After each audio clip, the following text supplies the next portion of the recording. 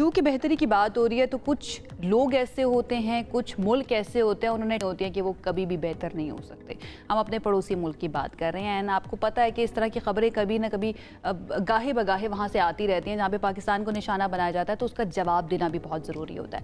Chief of defence forces field marshal general Asim Munir نے India کو بہت بڑی وارننگ دے دی اور کہا ہے کہ بھارت کسی خود فریبی میں نہ رہے, گمان میں نہ رہے. اگلی مرتبہ پاکستان کا جواب جو ہے نا وہ اس سے بھی زیادہ برق رفتار اور شدید ہوگا. کیا بات ہے بھائی, انہوں نے جو سٹیٹمنٹس دیے, انہوں نے ساتھ میں یہ بھی کہا ہے کہ جی ایچ کیو میں تینوں مسلح افواج کے سربراہان وہ وہاں پر موجود تھے جب وہ خطاب کر رہے تھے, اور پاکستان ایک امن پسند ملک ہے اور کسی کو بھی پاکستان کی خود مختاری, علاقائی سالمیت اور عوام کو آزمانے کی اجازت نہیں دیں گے, اس کے عزم کو آزمانے کی اجازت نہیں دیں گے. یہ جان لیں کہ پاکستان کا جو تصور ہے وہ ناقابل تسخیر ہے. پاکستان کی حفاظت ایمان سے سرشار جانبازوں اور متحد قوم کے پختہ عزم نے کر رکھی ہے. انہوں نے ساتھ ہی اپنی اس سپیچ میں طالبان رجیم کا بھی ذکر کیا, واضح پیغام دیا اور کہا کہ طالبان کے پاس خارج یا پاکستان میں سے کسی ایک کے انتخاب کے علاوہ کوئی آپشن موجود نہیں ہے. بالکل ایسے ہی ہے, اور یہ ایموشن جو ہے نا اس کے اوپر انہوں نے بہت زیادہ زور دیا کہ there is no power on earth that can undo Pakistan, which is very very important, اور ہمارے دشمن کو بھی یہ سمجھ لینا چاہیے. اس پر بات کر رہے تھے, ہمارے ساتھ موجود ہے معروف دفاعی تجزیہ کار بریگیڈیئر ریٹائرڈ مسعود احمد خان صاحب, اور ان کی طرف چلتے ہیں اور ان سے ان کی رائے جانیں. بریگیڈیئر صاحب تھینک یو سو مچ ہمیں جوائن کرنے کے لیے. سب سے پہلے تو میں یہ چاہوں گی بطور C T F Asim Munir صاحب کا یہ پہلا خطاب تھا اور انہوں نے بڑی شدید الفاظ میں وارننگ دے دی ہے انڈیا کو. اس وقت میں کیا ضرورت تھی, یا انڈیا کی طرف سے ایسا کچھ پلان کیا جا رہا ہے جس کی انٹیلیجنس انفارمیشن ہمارے پاس ہے اور جس کا جواب دینے کے لیے عاصم منیر صاحب کو آنا پڑا؟ جی بہت شکریہ آپ دونوں کا. اور دیکھیں بیسیکلی جس طریقے سے کل کا جو ایونٹ تھا آپ سمجھ لیں it was a formal inauguration of C D F, اور جس میں تینوں سروسز نے گارڈ آف آنر پیش کیا, اور چیف آف ایئر اسٹاف وہاں پہ موجود تھے, چیف آف نیول اسٹاف تھے, تو یکجہتی کا اظہار بھی وہاں سے ایک میسج تھا.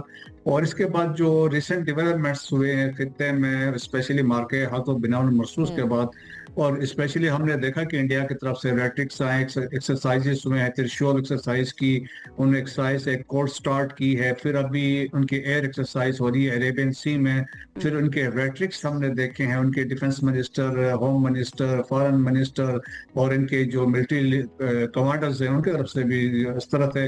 سملرلی افغانستان کی طرف سے بھی ہم نے اس طرح کے بیانات دیکھے.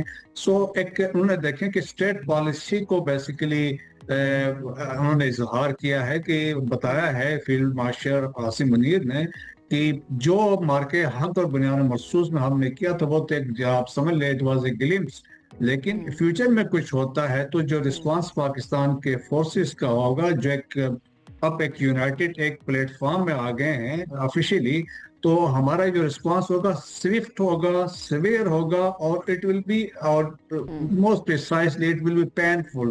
اور ہمارا اس دفعہ جو ایکسپینشن زیادہ ہوگی, پہلے ہمارے ریسٹرکٹڈ ایریاز کو ٹارگٹ کیے تھے, this time we will start hitting India from north east سے لے کے ہم راجستھان کی طرف آئیں گے. سو ایک واضح میسج ان کی طرف سے تھا کہ اگر کوئی ذہن میں ایسے کوئی خیالات ہیں تو ان کو نکال دیں, اور جو کہتے ہیں نا کہ خود فریبی یا سیلف ڈسپشن ہے یا کسی ایلیوژن میں رہتے ہیں, تو دیکھیں کہ آلریڈی ہم نے انڈیا کو جو سو کا کنسپٹ تھا کہ net security provider in South Asia, وہ ہم نے ڈیمولش کر دیا ہے. دی سو کال مائٹ جو کہتے تھے کنونشنل فورس ہے, اس کو وہ بھی ہم نے فارغ کر دیا. رہی صحیح کثر جو لاسٹ کانگریس میں رپورٹ سبمٹ ہوئی ہے اور جو گورنمنٹ یونائٹڈ اسٹیٹ گورنمنٹ نے کی ہے, تو اس میں بھی انہوں نے دے ہے ایکنالج پاکستان نے ڈیفیٹڈ انڈیا کو پیغام دیا ہے بریگیڈیئر صاحب, بلکہ طالبان رجیم کے لیے بھی واضح پیغام ہے آرمی چیف کی طرف سے. انہوں نے کہا ہے کہ یا تو خارج کا راستہ آپ چنیں گے یا پھر پاکستان کے ساتھ ہوں گے. تو ان کے اس پیغام کو, اس اسٹیٹمنٹ کو آپ کس طرح سے دیکھ رہے ہیں؟ جی ہاں دیکھیں بڑی بدقسمتی کی بات ہے, یہ دو ملک ایسے ہیں, ایک انڈیا ایک افغانستان, جنہوں نے دل سے پاکستان کو کبھی قبول نہیں کیا, اور ہمیشہ کوشش ان کی رہی ہے دونوں نے مل کے پاکستان کو ڈیسٹیبلائز کرنے کی کوشش کی ہے. اور جس کے ایک مثال ابھی دیکھیں افغانستان کی طالبان رجیم ہے, پچھلے 4 سال سے جب سے یہ پاور میں آئے ہیں اس کے بعد جو دہشت گردی ہے خیبر پختونخوا میں 97% دہشت گردی ان کی وجہ سے بڑھ گئی ہے, اور اسی طرح بلوچستان میں. سو کیا ہے ایپک سینٹر ان अफगानिस्तान 2020 में जो दोहा काट हुआ था उसमें यही लिखा गया था कि Afghan soil will not be used against terrorist activities. आज सब कुछ उसके उलट हो रहा है और पाकिस्तान के अगेंस्ट देखे तमाम तश्कीलें अफगानिस्तान से आ रही हैं, वो फुल के सपोर्ट कर रहे हैं अफगान तालिबान रजीम। और खैबर पख्तूनख्वा में देखें 172 तश्कीलें आई हैं, 83 बलूचिस्तान में गई हैं। और जो अभी देखें जो जब से ये तालिबान रजीम आए 4000 के करीब हमारी शहादतें यहाँ पे हुई हैं। तो वो दे आर एडमेंट कि हमने वो पाकिस्तान को नुकसान पहुँचाना है। तो देयरफॉर देखें कि इसमें भी यही है कि एक वाज़ेह मैसेज इनको दिया है, डिस्पाइट जो बातचीत हुई है दोहा, अब पाकिस्तान के अपने एफर्ट्स जो हुए हैं, फिर हमने दोहा में देखा, तुर्किया में जो बातचीत हुई, इस्तांबुल में, और तो उसके बावजूद अफगान तालिबान रजीम ने सिंसेरिटी नहीं दिखाई। तो अब वाज़ेह तौर पे कहा है कि तालिबान रजीम ने डिसाइड करना है कि वो या पाकिस्तान के साथ हैं या फितनाउल खारिज के साथ हैं या फितनाउल हिंदुस्तान के साथ हैं।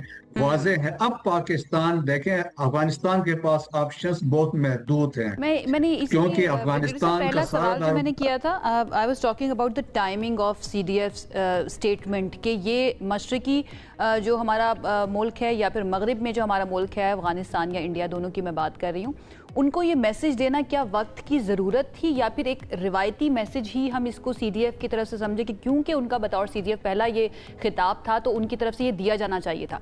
पूछना मैं ये चाह रही हूँ कि हमें को डरने की ज़रूरत तो नहीं है कि इंडिया की तरफ से या तालिबान की तरफ से या अफगान हुकूमत की तरफ से कोई अटैक हो सकता है?